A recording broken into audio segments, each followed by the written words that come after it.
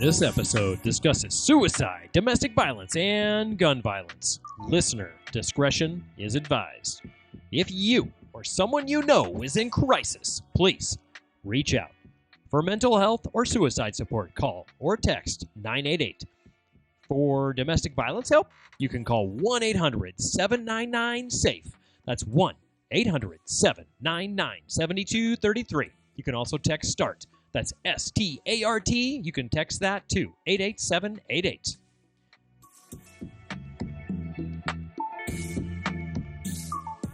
You're listening to The DeLo Show. I'm Ryan DeLozier, and this is Season 1, The Murder of Linda Lee Madison.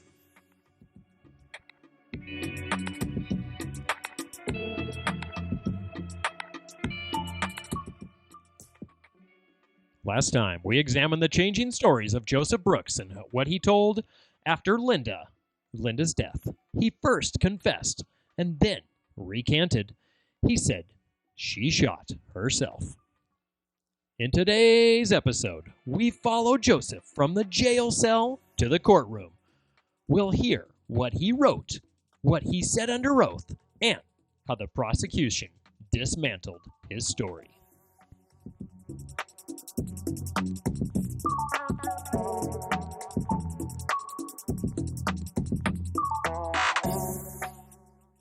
While in jail, Joe Brooks wrote several letters. In them, he seemed remorseful.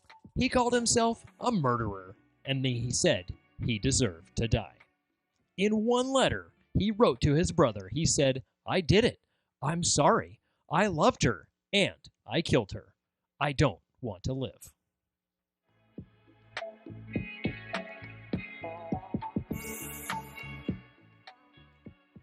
These letters were entered into evidence. The prosecution used them to show intent, awareness, and guilt. The defense called them cries of a suicidal young man who didn't know what to do. The trial began in April of 1975, and it lasted several days. Witnesses were called, evidence was reviewed, and then Joseph Brooks took the stand.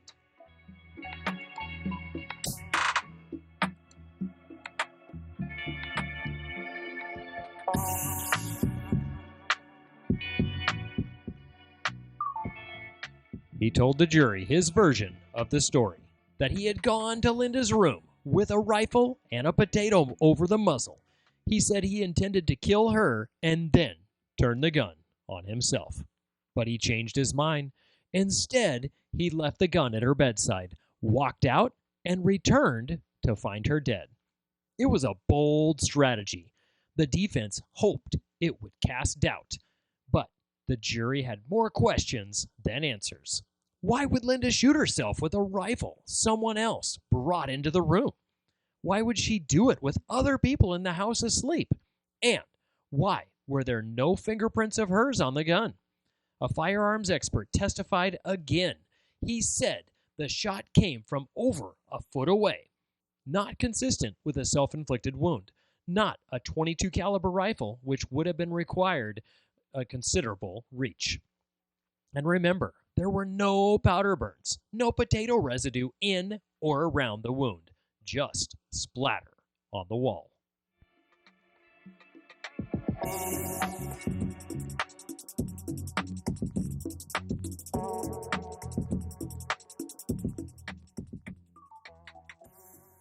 Joe claimed to love her. The prosecutors said it was an obsession. They described the controlling behavior, the jealousy, the rage. One witness said Joseph had thrown rocks at the Martin house just days before the shooting. Another testified he yelled threats. The prosecution painted a picture of a young man who couldn't handle rejection. A young man who came to Linda's room that night with one goal: to end their relationship in the most final way. The defense argued for leniency. They claimed he was emotionally unstable and that he didn't fully understand what he was doing.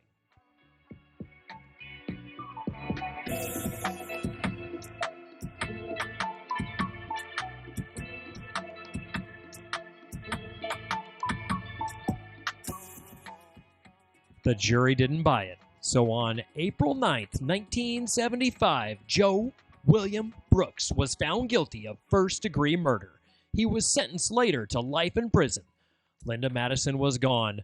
Her friends and family left to grapple with a senseless loss. Justice had been served, at least in the eyes of the law. But the questions lingered.